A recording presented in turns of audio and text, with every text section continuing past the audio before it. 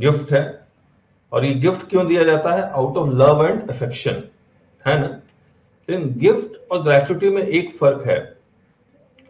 Gratuity दिया जाता है आउट ऑफ ग्रेटिट्यूड, आपने उस पर्सन के लिए कुछ किया है, उसके कारण आपको आउट ऑफ ग्रेटिट्यूड, ग्रेटिट्यूड का हिंदी क्या होगा? ग्रेटिट्यूड का हिंदी क्या हो सकता है? एहसान हो सकता है थोड़ा?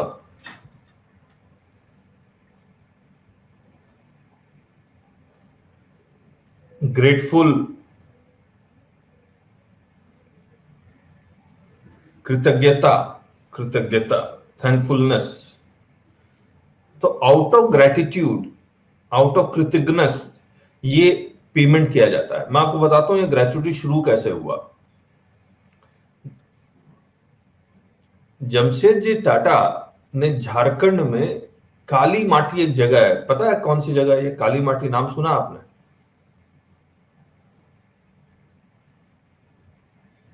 राजेश जी, कौन सी जगह है? जगह का नाम काली माटी, झारखंड में। काली माटी इसलिए क्योंकि वहां पर कोयला बहुत था, इसीलिए उसका नाम काली माटी था।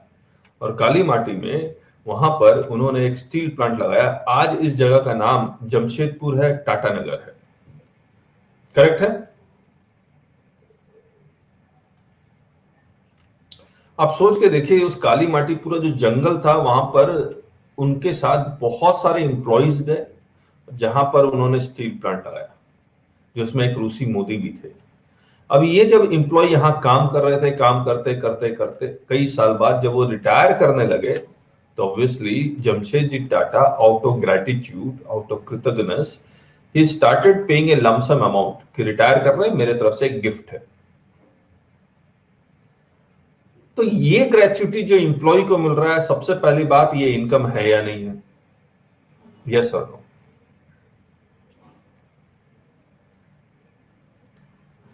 इनकम है, इनकम है।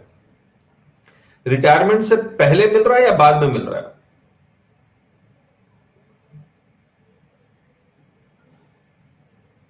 ठीक है, नहीं नहीं, बाद में नहीं, जैसे ही रिटायर करेंगे वैसे ही मिल जाएगा, पहले ही मिल रहा है। मुझे एक बात बताइए, क्या जमशेदजी टाटा रूसी मोदी में कोई कॉन्ट्रैक्ट था कि जब आप रिटायर करेंगे तो हम आपको इतना पैसा देंगे? कोई कॉन्ट्रैक्ट ऑफ एम्प्लॉयमेंट तो था नहीं। तो कॉन्ट्रैक्ट ऑफ एम्प्लॉयमेंट में था नहीं, तो क्या रूसी मोदी फोर्स कर सकती थी टाटा कंपनी को कि आपको मुझे ग्रेचुटी देना ही पड़ेगा, मैंने आपके लिए इतना कुछ किया? नहीं फोर्स कर सकते, करेक्ट है। तो ये उस जमाने की बात है। और जॉर्ज फर्नांडिस का नाम सुना आप लोगों ने? जॉर्ज फर्नांडिस एक लेबरर के नेता थे, मजदूरों के नेता थे। मुंबई से उन्होंने स्टार्ट किया था, और एक पिक्चर आई थी, अमिताभ बच्चन ने कुछ उनसे इंस्पायर होकर एक रोल भी किया था। तो 1970s में गवर्नमेंट को लगा कि ये ग्रेचुटी देना एक अच्छा मेथड है लेबर को रिवार्ड करने के लिए। सोशलिस्ट मूवमेंट चल रहा था, तो उन्होंने क्या किया, एक एक्ट बना दिया जिसका नाम रखा ग्रेचुटी एक्ट 1972। और पूरा नाम है पेमेंट ऑफ ग्रेचुटी एक्ट 1972। और आपके सीए, सीएमए में ये लॉ पढ़ना पड़ता है आपको, पेमेंट ऑफ ग्रेचुटी एक्ट 1972। और इस लॉ में लिखा कि अगर पहले एम्प्लॉय डिफाइन कर दिया, फिर ये लिख दिया, सैलरी भी डिफाइन कर दिया, और इसमें यह लिख दिया कि जो एम्प्लॉय आपके यहां मिनिमम 5 इयर्स, एम्प्लॉय डिफाइन कर दिया, वो कितने साल आपके साथ काम करेगा वो डिफाइन कर दिया, उनको ग्रेचुटी देना कंपलसरी है।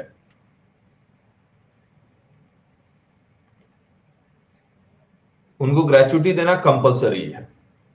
आप बताइए मेरे को, इस एक्ट के पास होने के बाद अगर कॉन्ट्रैक्ट ऑफ एम्प्लॉयमेंट नहीं भी है तो भी ग्रेचुटी देना कंपलसरी हो गया या नहीं हो गया? यस, फिर तो देना ही पड़ेगा क्योंकि आप इस एक्ट में कवर हो गए। देखिए, एम्प्लॉयर डिफाइन कर दिया, कौन देगा ये डिफाइन कर दिया, किसको मिलना चाहिए ये डिफाइन कर दिया, इनके कंडीशंस लगा दिए, इनके कंडीशंस लगा दिए, ये सब डिफाइन कर दिया। तो देने वाला डिफाइन कर दिया, मिलने वाले को डिफाइन कर दिया, और कहा ग्रेचुटी देना कंपलसरी है, ग्रेचुटी देना कंपलसरी है। अब कॉन्ट्रैक्ट ऑफ एम्प्लॉयमेंट नहीं भी हो तो भी ग्रेचुटी देना कंपलसरी है। और मुझे एक बात बताइए, इन्होंने ग्रेचुटी का कैलकुलेशन भी बता दिया कि ग्रेचुटी देना कंपलसरी है। पता लगा एम्प्लॉयर 1 रुपया देकर छूट गया, बोला सर ग्रेचुटी तो दिया ही है मैंने, आपने ये कहां बताया कितना देना है? तो उन्होंने ये भी लिखा कि कितना अमाउंट देना है, ये भी लिखा। तो बताइए, ग्रेचुटी कैलकुलेशन करने का क्या कैलकुलेशन होना चाहिए, ग्रेचुटी कैलकुलेशन करने का क्या तरीका होना चाहिए, किसके किसके ऊपर डिपेंड करना चाहिए ग्रेचुटी? कृतज्ञता किसके ऊपर ज्यादा आएगी, कृतज्ञता किसके ऊपर ज्यादा आएगी?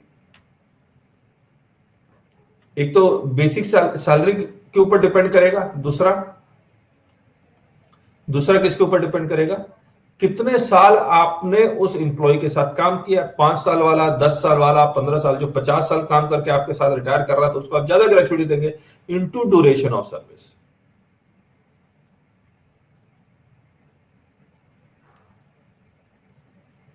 Into duration. तो ये ग्रेचुटी कैलकुलेट करने का एक नॉर्मल तरीका है। अब मैं जब एक्ट पढ़ता हूं तो उन्होंने लिखा, क्या लिखा? वैसा सैलरी का मतलब क्या? अच्छा, मुझे एक बात बताइए, आप कॉमन सेंस लगाइएगा। ग्रेचुटी एक्ट में 1972 में ग्रेचुटी कैलकुलेट करने का में जो फॉर्मूला लिखेगा वो इस तरह से लिखेगा कि ग्रेचुटी ज्यादा से ज्यादा लेबरर्स को मिले, यस और नो?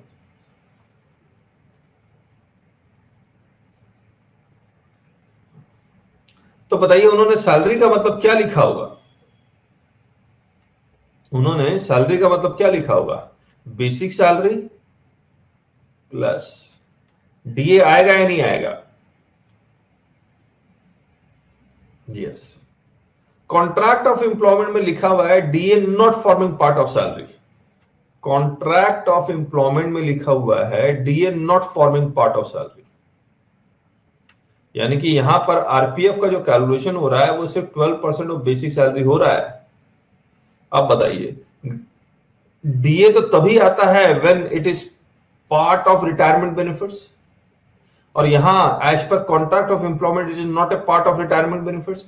तो क्या यहां डीए आएगा या नहीं आएगा ग्रेचुटी कैलकुलेट करते वक्त, यस और नो? नहीं आना चाहिए। लेकिन मैंने आपको क्या बताया कि ग्रेचुटी एक्ट 1972 में फॉर्मूला इस तरह से बनाया गया है कि मैक्सिमम ग्रेचुटी लेबरर्स को मिले, तो यहां पर आएगा, 100% आएगा, even if not forming part of salary, even if not forming part of salary. आया?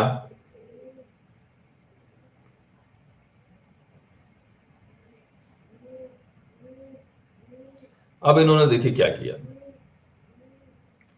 Duration of service, duration of service क्या लिखा ड्यूरेशन ऑफ सर्विस में? मान लीजिए किसी कोई नौकरी करता है 15 साल 6 महीने, 15 ईयर 6 मंथ, तो ग्रेचुटी कैलकुलेट करते वक्त 15 ईयर्स ड्यूरेशन ऑफ सर्विस मानेंगे या 16 ईयर्स ड्यूरेशन ऑफ सर्विस मानेंगे?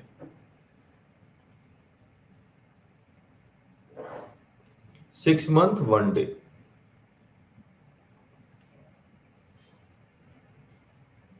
6 मंथ 1 डे। अब फिर से आप सोचिए, मैंने आपको क्या बताया, ग्रेचुटी एक्ट 1972 इस तरह से लिखा गया है कि मैक्सिमम ग्रेचुटी इंप्लॉई को मिले, तो इसीलिए यहां पर राउंड ऑफ किया हुआ है 16। बोलता अगर part of month is more than 6 month,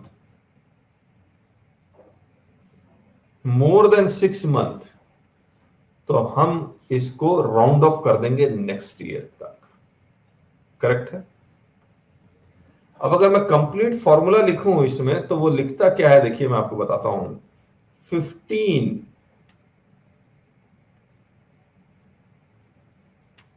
days, यहां फिल इन द ब्लैंक्स में कुछ लिखूंगा, 15 डेज सैलरी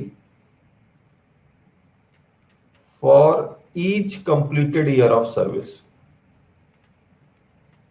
ये कंप्लीट फॉर्मूला, ये लैंग्वेज है, कंप्लीटेड ईयर ऑफ सर्विस। इसका मतलब देखिए क्या हुआ,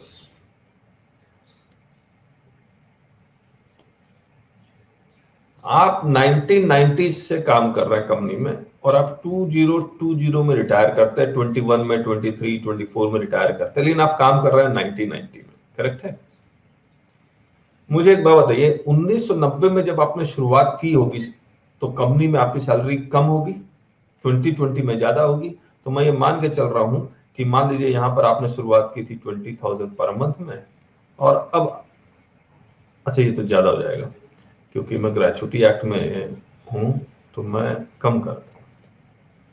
आपकी यहां पर मैंने शुरुआत की थी 1,000 पर मंथ में, और जब आप रिटायर कर रहे हैं तो आपकी सैलरी है 20,000 पर मंथ, करेक्ट है? अब मुझे एक बात बताइए, अब रिटायर 2020 में कर रहे हैं, अब ये कहता है 15 days salary for each completed year of service, यानी कि 1990 में जो सैलरी थी उसका 15वां पार्ट, 15 डेज, यानी कि आधा समझ लीजिए, अभी सिर्फ एग्जांपल के रूप में 500, फिर हर एक साल का 15-15 दिन, हर एक साल की सैलरी का 15-15 दिन ले लो और जोड़ दो। इसका मतलब तो एग्जैक्ट यही आ रहा है, यस और नो? अब मुझे एक बात बताइए, क्या ग्रेचुटी एक्ट में यह फॉर्मूला अपनाया गया होगा?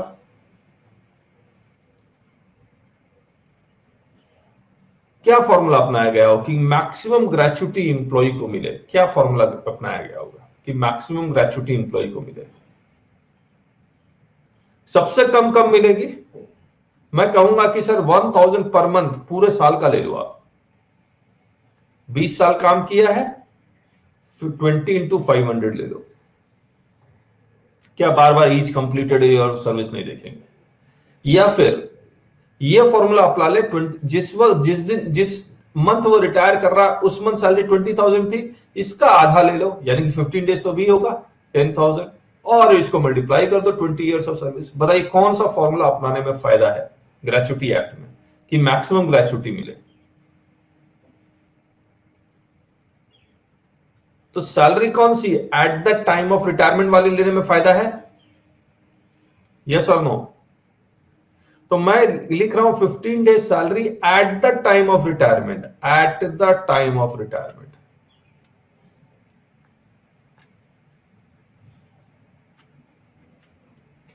Fifteen days salary at the time of retirement for each completed year of service. और कंप्लीटेड ईयर ऑफ सर्विस में हमने बता भी दिया कि राउंड ऑफ कर लीजिए अगर 6 महीने से ज्यादा है। अब कहानी और समझिए, अब इन्होंने 15 डेज कैसे निकालते हैं किसी भी साल, 1 मंथ की सैलरी का 15 डेज निकालना है तो मैं कैसे निकालूंगा, 15/30 कर दूंगा। एक मंथ की सैलरी मान लीजिए 20,000 है, इसको मैं 30 से डिवाइड करूंगा तो एक दिन की सैलरी आ जाएगी, और 15 से मल्टीप्लाई करूंगा तो 15 डेज की सैलरी आ जाएगी, यस और नो? उन्होंने इसको भी चेंज किया, बोला ना ना ना, ये तो ग्रेचुटी ज्यादा देना है तो ये 15 डेज सैलरी में तो होगा नहीं। तो इन्होंने क्या किया, इन्होंने लिखा 15 working days salary, 15 working days salary. बोला सर वर्किंग डेज मतलब? बोले पूरे महीने में जितना काम करने का दिन है वो निकालिए। बोले सर पूरे महीने में काम करने का दिन 4 संडे एक्सक्लूड कर दो तो 26 है। तो ये बोला 30 से मत डिवाइड कीजिए, 26 से डिवाइड कीजिए। बताइए जैसे मैं इसको 26 से डिवाइड करूंगा पर डे की सैलरी बढ़ जाएगी, यस और नो? और फिर 15 से मल्टीप्लाई कीजिए। अब पूरा एग्जैक्ट फॉर्मूला क्या बन रहा है देखिए, ये बन रहा है basic salary plus 100% of DA. 100% of DA क्यों लिखा? क्योंकि कॉन्ट्रैक्ट ऑफ एम्प्लॉयमेंट में नहीं भी लिखा हुआ है तो भी it will form part of salary. तो basic salary plus 100% of DA at the time of retirement, at the time of retirement divided by 26 into 15 ये देखिए 15 working days salary at the time of retirement आ गया, into completed year of service, और more then 6 है month है तो round of कर लीजिए। This is the calculation of gratuity given in the gratuity act 1972। आया?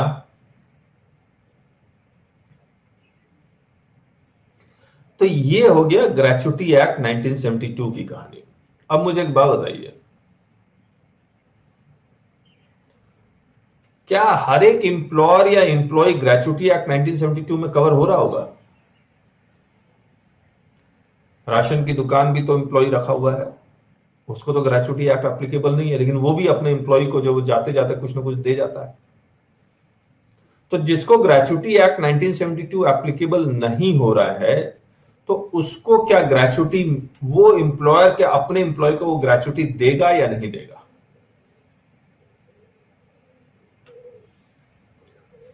और अगर देगा तो उसका बेसिस क्या होगा? अगर देता है तो उसका बेसिस क्या होगा?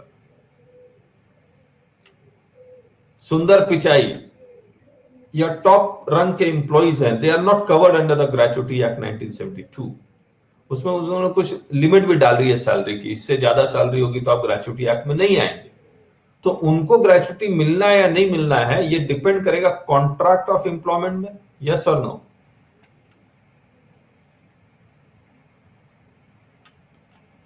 अब कॉन्ट्रैक्ट ऑफ एम्प्लॉयमेंट में ग्रेच्युटी का लिखा होगा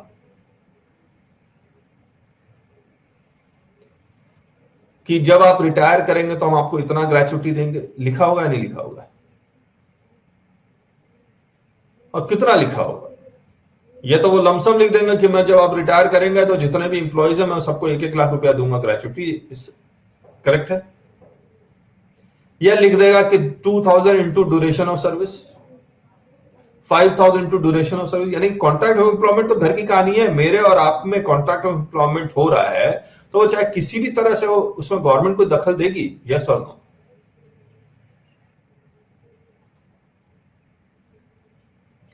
अब आ गया ये। अब मुझे एक बात बताइए, अगर कोई कॉन्ट्रैक्ट ऑफ एम्प्लॉयमेंट में ग्रेच्युटी अगर लिखना भी चाहे तो वो रीजनेबल ग्रेच्युटी देना चाहेगा, यूनिफॉर्मिटी तो लेके आएगा। तो मुझे एक बात बताइए, यहां पर जो ग्रेच्युटी का कैलकुलेशन होगा वो कैसे होगा? कैसे होगा? यहां पर हमने कहा basic salary plus 100% D eight the time of retirement. आपको क्या लगता है ये वाला फॉर्मूला चेंज करना पड़ेगा? यहां क्या लिखूंगा मैं? Basic salary plus DA forming part of salary plus commission, if reasonableness आ रही है या नहीं आ रही है? सास हो गया बेसिकली दिस इज सास, सुपर एनुएशन सैलरी। अब मुझे एक बात बताइए, मैं इसको एक बार मिटाता हूं, तो मैं सास ही डायरेक्ट लिख दूं। मुझे एक बात बताइए आप, ये जो सास लूंगा eight the time of retirement लूंगा या फिर जब ज्वाइन किया उस वक्त की सैलरी लूंगा, या मैं कोई एवरेज निकाल लूं? Eight the time of retirement लूंगा तो ज्यादा आ जाएगा ग्रेच्युटी, और eight the time of joining लूंगा तो बहुत कम आ जाएगा, तो बोला एवरेज निकाल लो। एवरेज सास ले लो। वो सर मैं एवरेज निकालूंगा तो मान लीजिए किसी ने 20 साल काम किया तो 20 साल का एवरेज निकालना है, 5 साल काम किया तो क्या 5 साल का एवरेज निकालना है? बोला ऐसे तो यूनिफॉर्मिटी नहीं आएगी। वो सब क्या करें? बोला सर एवरेज पिछले 10 महीने का निकालो। Average salary of last 10 months immediately preceding the month of retirement. मतलब जिस मंथ रिटायर किया है उसके पहले का 10 महीने की सैलरी टोटल कर लो और उसको 10 से डिवाइड कर लो, दैट इज एवरेज सैलरी। कितने महीने का निकालना है हमें? 10 मंथ्स का, करेक्ट है? मतलब इसके बाद मुझे 15 डेज सैलरी चाहिए। बताइए अगर कॉन्ट्रैक्ट ऑफ एम्प्लॉयमेंट में 15 डेज सैलरी लिखा के बेसिस पे कैलकुलेट करेगा या 15 वर्किंग डेज के बेसिस पे कैलकुलेट करेगा?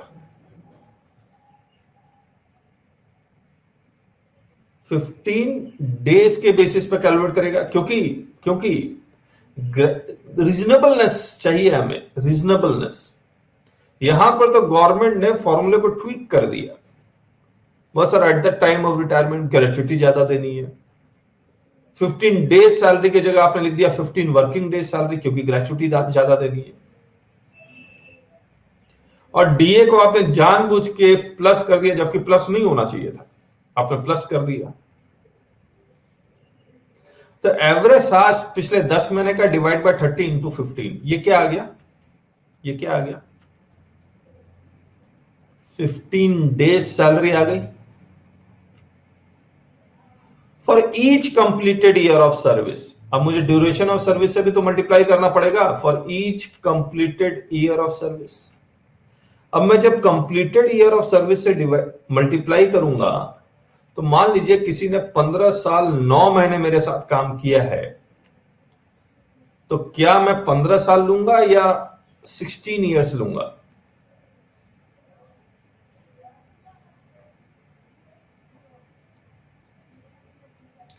बताइए। बोला इग्नोर कीजिए, इग्नोर, 9 महीने को इग्नोर कीजिए, आप 15 साल ही लेना आपको। करेक्ट है। 9 महीने 2 दिन 3 दिन करूंगा तो कैलकुलेशन कॉम्प्लिकेटेड हो जाएगा, इसीलिए उन्होंने मंथ को एक जगह राउंड ऑफ करवा दिया, एक जगह इग्नोर करवा दिया। अरे आया। अब ये कहानी आई कि सर अब एग्जेम्पशन, ये तो मुझे कितना मिलेगा, दैट इज द क्वेश्चन। अब एग्जेम्पशन कितना? बोला एग्जेम्पशन ऐसा है, अच्छा गवर्नमेंट जब अपने एम्प्लॉयज को ग्रेच्युटी देगी तो क्या लगता है आपको कौन सा मेथड अपना के देगी? ग्रेच्युटी एक्ट 1972 वाला या कॉन्ट्रैक्ट ऑफ एम्प्लॉयमेंट एंटर करती होगी?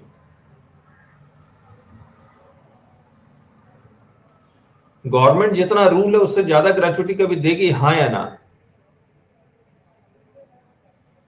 नहीं देगी। तो गवर्नमेंट एम्प्लॉयज के केस में जितना भी ग्रेच्युटी आपको मिलेगा वो सारा एग्जाम्प्ट है, क्योंकि ज्यादा तो देगी नहीं, जितना मिलना है उतना देगी, बोला सारा एग्जाम्प्ट है, सारा एग्जाम्प्ट। मैं आपको दिखलाता हूं अब लिखा हुआ। Government employ, government gratuity received by central government, state government including defense service employees is fully exempt from tax। ठीक है। फिर लिखा private employees covered under the payment of gratuity act 1972। Private employees covered under the payment of gratuity act 1972, बोला उसको कितना exemption देंगे? बोला sir MAF चलेगा, MAF, एम से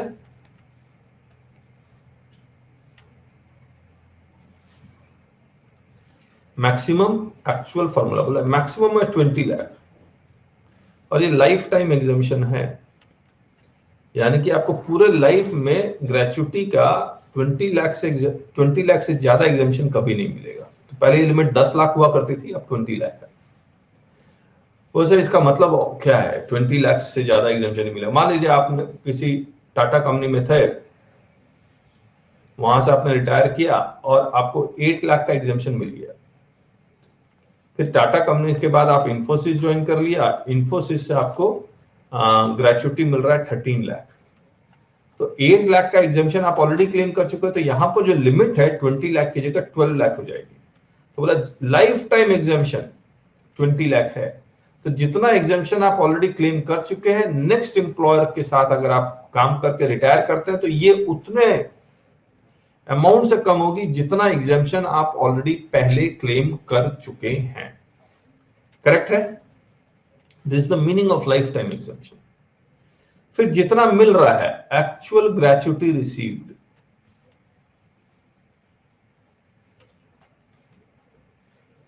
फिर फॉर्मूला, वो सर कितना एग्जेम्पशन दोगे आप यहां पर? Covered under the gratuity act, 1972, बोला सर कितना एग्जामिशन दोगे आप? मैं कौन सा सेक्शन कर रहा हूं आपके साथ? ग्रेचुटी का सेक्शन कौन सा? Section 10 subsection 10।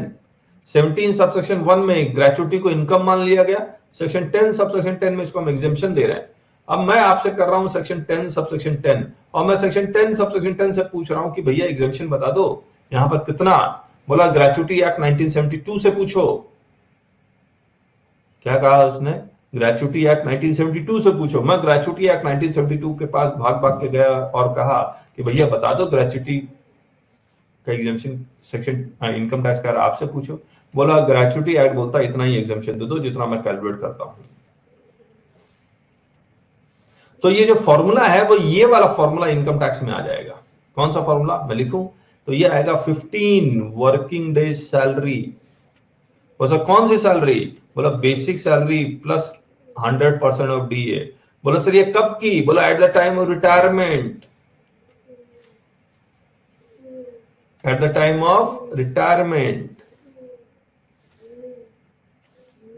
For each completed year of service.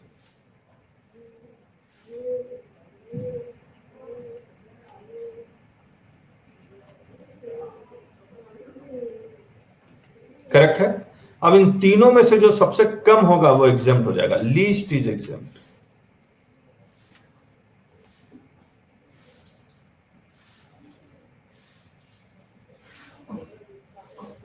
Bonus और कमीशन इसमें कोई रोल नहीं है। ग्रेचुटी में बोनस और कमीशन का कोई रोल नहीं है।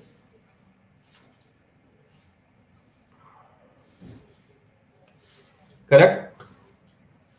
अब आइए किताब देख लेते हैं। 20 lakh actual gratuity received, 15 working days salary at the time of return for each completed year of service। मुझे एक बात बताइए अब आप, क्या मुझे एम्प्लॉयर इस 15 वर्किंग डेज सैलरी से ज्यादा ग्रेचुटी दे सकता है या नहीं दे सकता है? यस और नो? दे सकता। अगर देगा तो लिस्ट ये हो जाएगा।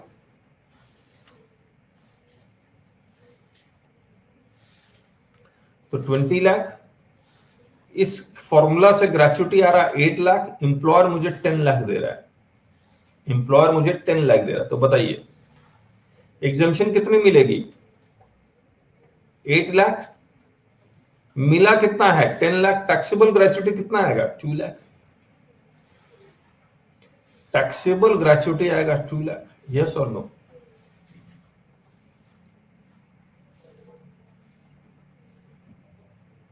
चलिए अब आते हैं, if I am not covered under the payment of gratuity act, और मुझे ग्रेचुटी दे रहा है as per contract of employment, मुझे ग्रेचुटी दे रहा है as per contract of employment, तब कितना एग्जामिशन देंगे? तो सर वही वैसे ही कैलकुलेट करेंगे। 20 lakh is the life time exemption actual gratuity received. और मैंने अब फिर सेक्शन 10 सबसेक्शन 10 से पूछा, बोला सर कॉन्ट्रैक्ट ऑफ एम्प्लॉयमेंट के अकॉर्डिंग मिल रहा है ग्रेचुटी, एग्जामिशन कितना दोगे? बोला वो मैं बताऊंगा। बोला सर कितना? बोला रीजनेबल ग्रेचुटी का एग्जामिशन देंगे आप लोग। बोला सर कैसे कैलकुलेट करोगे? बोला वैसे ही 15 days average salary. Sir average salary कौन सी? बोला last 10 months immediately preceding the month of retirement into 15 into completed year of service, ignore the month। तो 15 days average salary, सैलरी का मतलब basic salary plus D in bracket plus commission if for each completed year of service. Average salary, salary of last 10 months immediately preceding the month of retirement. और ये calculation हम लोग बाद में बताएंगे आप। आया?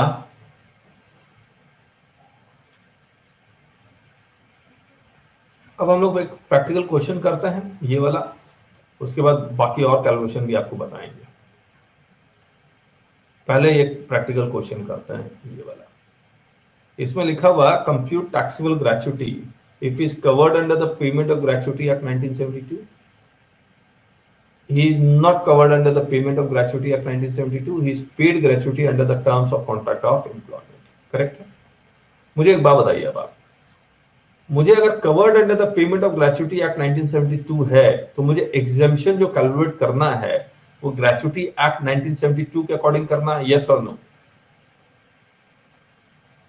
अगर अंडर द अगर मुझे ग्रेचुटी मिल रहा है as per terms of contract of employment, तो मुझे ग्रेचुटी के एग्जेम्पशन जो कैलकुलेट करना है वो कैलकुलेट करना है as per income tax act section 10 subsection 10 में जो रीजनेबल ग्रेचुटी आया है वो लिखना है, करेक्ट?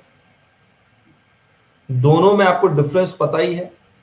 यहां 15 working days salary, basic salary plus 100% of DA for each completed year of service. यहां 15 डेज सैलरी एवरेज सैलरी 60 है for each completed year of service. यहां राउंड ऑफ करना है, यहां इग्नोर करना है पार्ट ऑफ मंथ को। ये डिफरेंस याद है आपको? अब मुझे एक बात बताइए, अब आप duration of service 18 years 7 month दिया हुआ है, 18 ईयर्स 7 मंथ। बताइए अगर ग्रेचुटी एक्ट में है तो मैं कितना लिखूंगा? 19। और ग्रेचुटी एक्ट में नहीं है, कॉन्ट्रैक्ट ऑफ एम्प्लॉयमेंट में है, तो मैं 18 लिखूंगा, करेक्ट है? बेसिक सैलरी 5000 है, DA 10% forms part of salary है, commission of last 10 months 5% based on sales 8000 लिखा हुआ है। अब मुझे बताइए अगर ग्रेचुटी एक्ट में है तो मैं सैलरी कितनी लूंगा?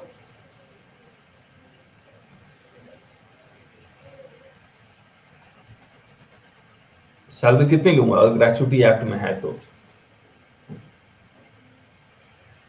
ग्रेचुटी एक्ट में है तो सैलरी लूंगा 5000 plus 2000, even if not covered पूरा 7000 लूंगा। लेकिन अगर ग्रेचुटी एक्ट में नहीं है तब तो मुझे सांस लेना है, और यहां पर ये जो भी सैलरी दी हुई है at the time of retirement ही लिखी हुई है। और अगर सब कुछ, अच्छा और सब कुछ में पहले यहां आइए, अब अगर covered under the contract of employment है, यानी कॉन्ट्रैक्ट ऑफ एम्प्लॉयमेंट के अकॉर्डिंग अगर मैं ले रहा हूं तो मैं कितना लूंगा? सास कैलकुलेट करना 5000 प्लस 200 प्लस ये कमीशन 10 महीने का दिया हुआ, यस और नो?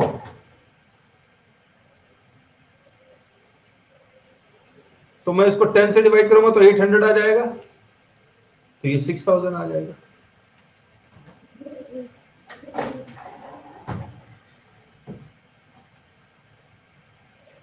यस आया?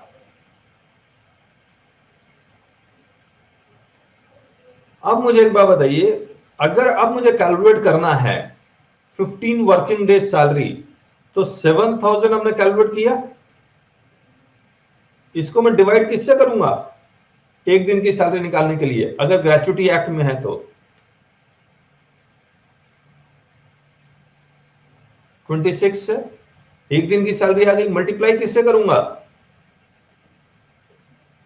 15 से 15 working days salary at the time of retirement आ गया, into completed year of service किससे मल्टीप्लाई करूंगा?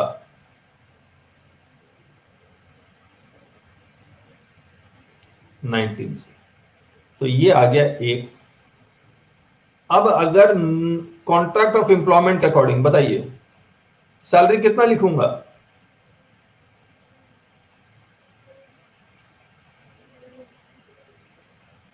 सैलरी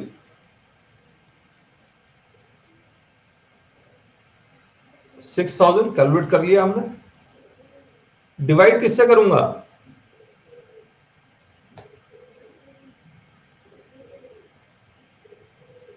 यहां लिखता हूं 6000 डिवाइड किससे करूंगा? 30 से, क्योंकि 15 डेज सैलरी निकालनी है, एक दिन की सैलरी आ गई, मल्टीप्लाई किससे करूंगा? 15 से, तो 15 डेज सैलरी आ गई into completed year of service किससे मल्टीप्लाई करूंगा?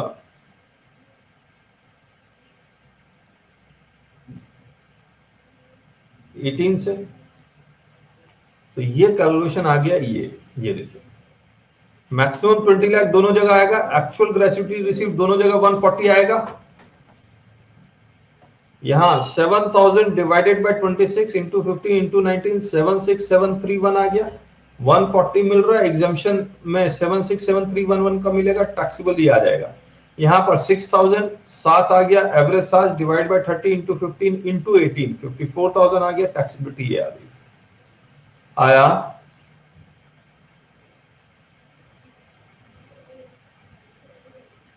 अरे बता दीजिए। चलिए, तो अब आप क्या कीजिए, मैं पॉज करूंगा, आप P2 सॉल्व कीजिए, फिर बात करें। चलिए, तो ये सबसे हो गया। अब हम लोग कर रहे हैं एवरेज सैलरी कैसे निकालते हैं। हमने कहा average salary, salary of last 10 months immediately preceding the date of retirement है या मंथ ऑफ रिटायरमेंट, जरा आपने पढ़ेंगे एक बार फिर से। Average salary, salary of last 10 months immediately preceding the month of retirement, date नहीं है, मंथ है। अगर immediately preceding the month of retirement है तो इसका मतलब मैं जिस मंथ रिटायर करूंगा उस मंथ को छोड़ के, आंसर डिफरेंट है। अरे आप लोगों ने बताया क्यों नहीं? आपने कहा हो गया तो मुझे लगा आंसर मैच कर गया होगा। देखिए फिर करते हैं, compute taxable gratuity if is covered under the gratuity act, not covered, ठीक है। Duration of service 22 years 5 months, तो दोनों जगह मैं 22 लूंगा, यस और नो? राउंड ऑफ तो तब करूंगा जब 6 महीने से ज्यादा होगा। Basic salary 7500, DA 10%, 1800, commission of last 10 months 5% based on sales 15,000 है। तो बताइए, बेसिक सैलरी 7500 प्लस 1800 कितना आएगा? 7500 प्लस 1800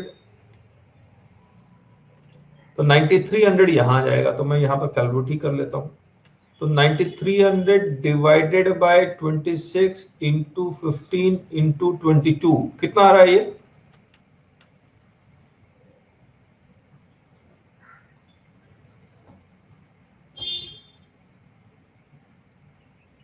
अरे बता दीजिए, आपने तो कैलकुलेट किया है, इतना टाइम क्यों लगा रहे हैं?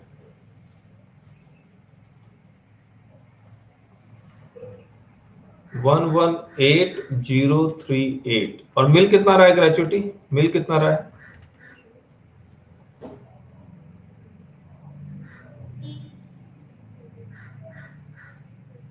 2,25,000। तो 2,25,000 माइनस कर दूंगा, -225, तो 106,962 टैक्सेबल ग्रेचुटी आ जाएगा। ठीक है, नेक्स्ट। अब यहां पर हमें सास निकालना 7500 प्लस 10% यानी कि 180, तो 7500 प्लस 180 कमीशन। कमीशन लिखा हुआ, commission of last 10 months 5% based on sales, sales है 15,000, 15,000 का 5% कितना आएगा?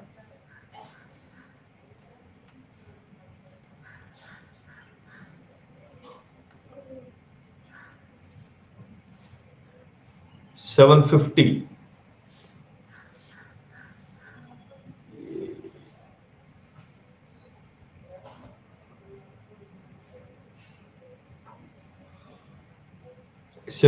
और इसको मैं 10 से डिवाइड कर दूंगा, 5 लास्ट 10 मंथ्स 10 से डिवाइड कर, 75 आ गया। कितना आ गया? 1 15 6 7 775। इसको मैं 30 से डिवाइड करूंगा, 15 से मल्टीप्लाई करूंगा और 22 से मल्टीप्लाई करूंगा। सही बात है?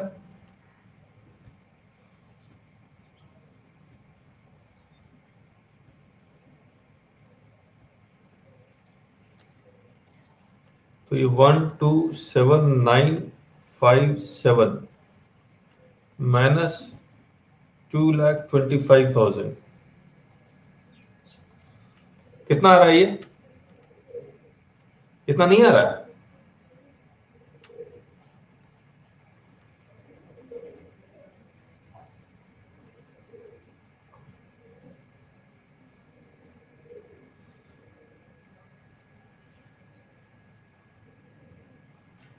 नाइन 7043 आ रहा है।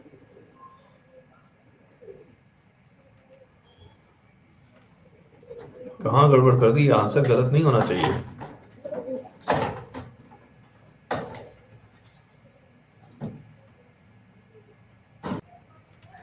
तो एक बार दोबारा एक बार देख लेते हैं। ये जो कमीशन है ये 15,000 ही कमीशन है। तो ये तो लिखा हुआ commission of last 10 month is 15,000 based on sales, based on sales. तो इस लैंग्वेज को मैं ठीक कर दूंगा, ठीक कर दूंगा। 15,000 कमीशन है 10 महीने का, तो मैं 10 से डिवाइड कर दिया, 1500 आ गया। और तो ये सास आ गया 9180, इसको 30 से डिवाइड करके 15 से मल्टीप्लाई किया, 22 से मल्टीप्लाई किया, ये एग्जाम्पशन और ये टैक्सेबिलिटी आ गई। करेक्ट है।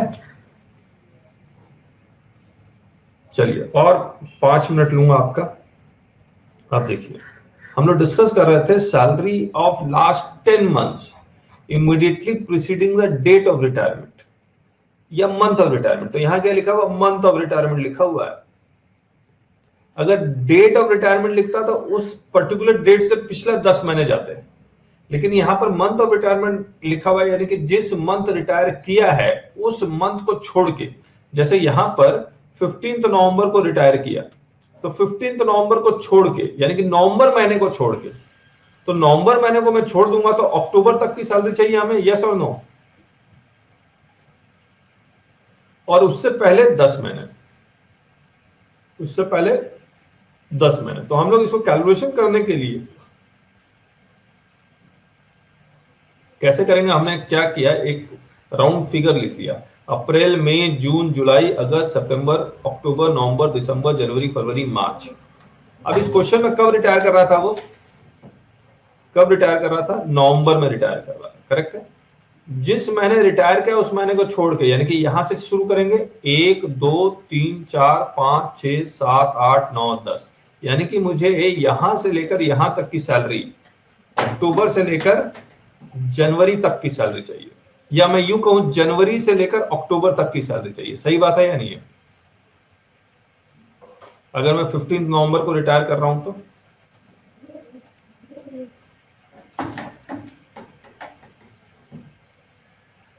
कह दीजिए।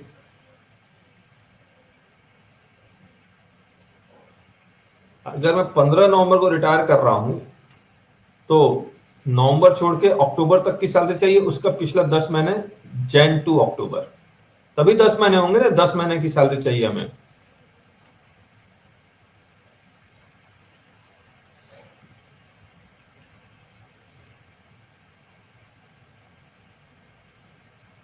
अप्रैल टू अक्टूबर नहीं, पिछले 12 महीने की नहीं चाहिए, 5 महीने की नहीं चाहिए, 10 महीना पिछला average salary of last 10 months immediately preceding the month of retirement. अब अगर कोई सितंबर में रिटायर करता है, चाहे 1 सितंबर हो या 30 सितंबर हो, तो मुझे कहां से चाहिए, यहां तक की सैलरी चाहिए।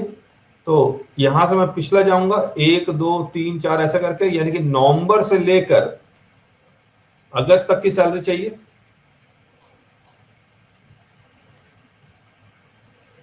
और अगर कोई अप्रैल में जून में रिटायर करता है तो दूसरा तरीका क्या हो सकता है कैलकुलेट करने का, मैं पीछे जाने से पहले 2 महीने आगे चले जाता हूं, यस और नो। जैसे अगर 15 नवंबर को रिटायर किया तो मुझे दिमाग में कैलकुलेशन करने के लिए मैं इसमें मैं 2 जोड़ दूंगा, 2 जोड़ दूंगा, तो जनवरी आ जाएगा। तो जनवरी से और इसके ठीक पहले वाला मंथ अक्टूबर। करेक्ट है या नहीं है।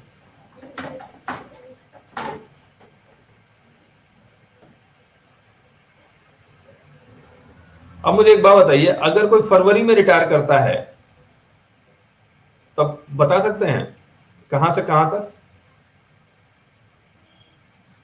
फरवरी में रिटायर करता है तो कहां से कहां तक 2 जोड़ना है। तो अप्रैल और फरवरी से पहले, फरवरी से पहले क्या आएगा, जनवरी।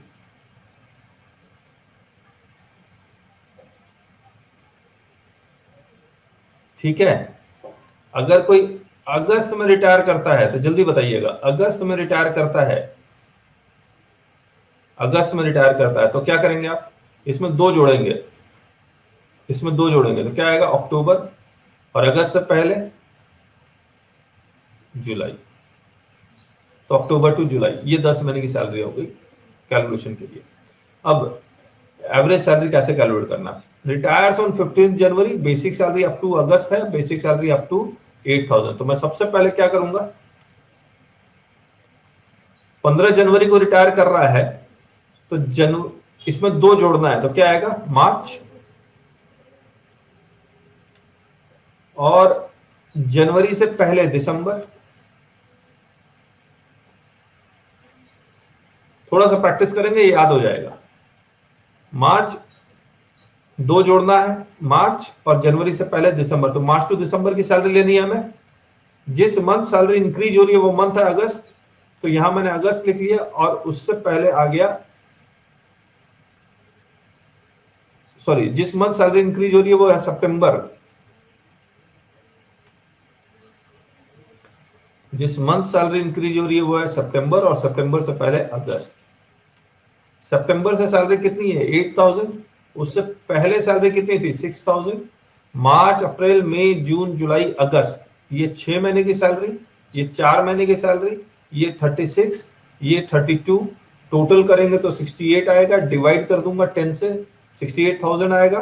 डिवाइड करूंगा 10 से तो 6,800 एवरेज सैलरी आ गई of last 10 months immediately preceding the month of retirement. आया?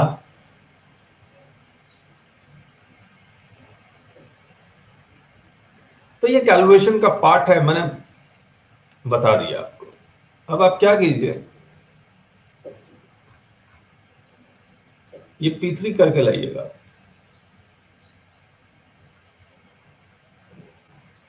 कल मिलते हैं, कल पेंशन शुरू करेंगे हम लोग। अच्छा, एक बात और, एक छोटी सी चीज रह गई। शुगर इंडस्ट्री क्या पूरे 12 महीने काम करती है? पटाखा इंडस्ट्री क्या पूरे 12 महीने काम करती है? नहीं। तो जहां पर जो इंडस्ट्री पूरे 12 महीने काम नहीं करती उसको हम लोग सीजनल इंडस्ट्री कहते हैं। और अगर वो सीजनल इंडस्ट्री है तो वहां पर 15 डेज सैलरी नहीं लेते हैं, वहां 7 डेज सैलरी लेते हैं। तो जहां जहां फॉर्मूला में हमने 15 दिन लगाए थे वहां 7 डेज लगाएंगे आप। करेक्ट है? तो जब हमने किया था आपके साथ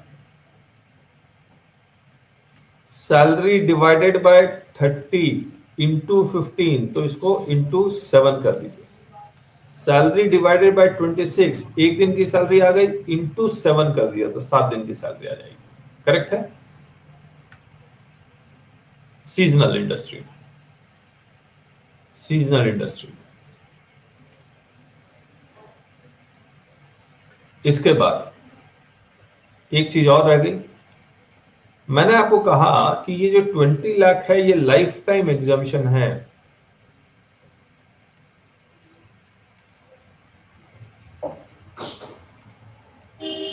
आप ए लिमिटेड पे 10 साल काम किया और यहां से 8 लाख ग्रेचुइटी लिया। फिर बी लिमिटेड में आपने 3 साल 6 साल काम किया और यहां पर 13 लाख का ग्रेचुइटी लिया। करेक्ट? और यहां 10 साल भी काम नहीं किया, यहां आपने सिर्फ 3 साल काम किया और 8 लाख का ग्रेचुइटी मिल गया आपको। मुझे एक बात बताइए, जब आपने ए लिमिटेड में 3 साल काम करके 8 लाख का ग्रेचुइटी मिला है आपको, क्या आपको यहां पर एग्जेम्पशन मान लीजिए नहीं मिली, नील एग्जेम्पशन, किसी भी कारण से नहीं मिली, लेकिन नहीं मिली। अब जब आप बी लिमिटेड से रिटायर कर रहे हैं और 13 लाख रुपया आपको मिल रहा है, तो आप मैक्सिमम 20 लाख लेंगे? यस और नो?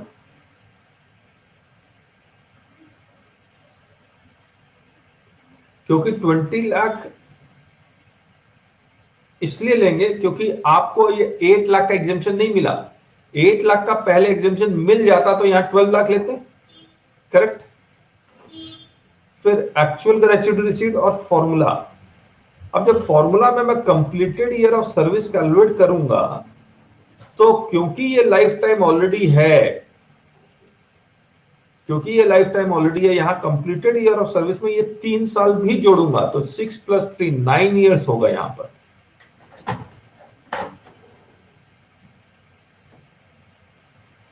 करेक्ट? लेकिन अगर आपने यहां पर 12 लाख लिया होता तो यहां पर मैं फिर 6 ईयर्स के बेसिस पर कैलकुलेट करता, लेकिन क्योंकि ये 12 लाख यहां माइनस नहीं हुआ इसलिए हमने यहां पर 9 से मल्टीप्लाई कर दिया। कोई दिक्कत?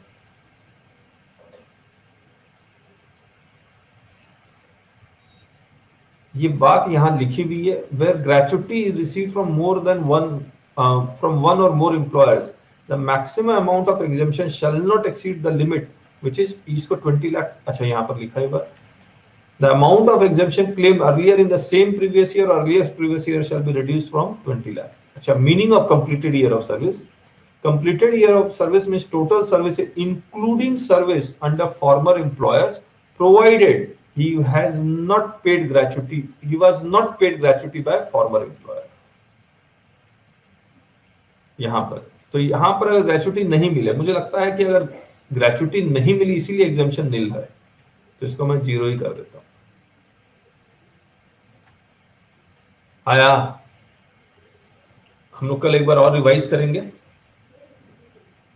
तो चलिए आज के लिए इतना ही, नेक्स्ट क्लास में हम लोग पेंशन करेंगे आपके साथ। जाने से पहले आपको एक बात, अगर आप 24 घंटे के अंदर टैक्स याद करते हैं तो आपको आएंगे 100 में 100, नहीं करते हैं तो अगले 25 घंटे के अंदर टैक्स भूल जाएंगे। मैं मान लूंगा कि आज आपने क्लास अटेंड नहीं किया और अगले 48 घंटे में हो सकता है आप मुझे भी भूल जाओ। धन्यवाद, कल मिलते हैं।